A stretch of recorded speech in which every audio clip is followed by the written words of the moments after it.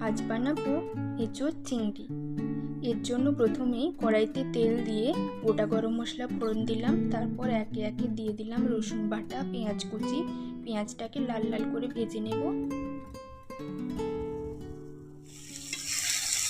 অন্যদিকে দেখো, চিংড়ি মাছটাকে লবণ এবং হলুদ দিয়ে ভেজে নিচ্ছি।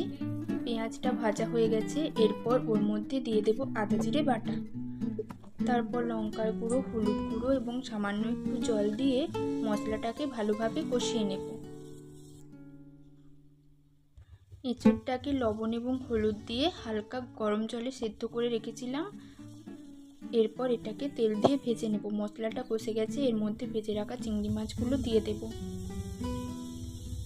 এঁচোড়টা ভাজা হয়ে গেলে এই মশলার মধ্যেই আমি এঁচোড়টাকে দিয়ে ভালোভাবে বেশ কিছুক্ষণ ধরে কষিয়ে নেব এবং অন্যদিকে একটু গরম জল করে নিচ্ছি। রান্নায় গরম জল ব্যবহার করলে স্বাদটা বেশ ভালো আসে। দেখো, গরম জলটা দিয়ে দিলাম।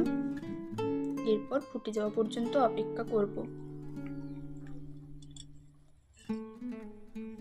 সামান্য একটু ঘি ব্যবহার করছি। ঘি দিলে রান্নার স্বাদটা বেশ ভালো আসে।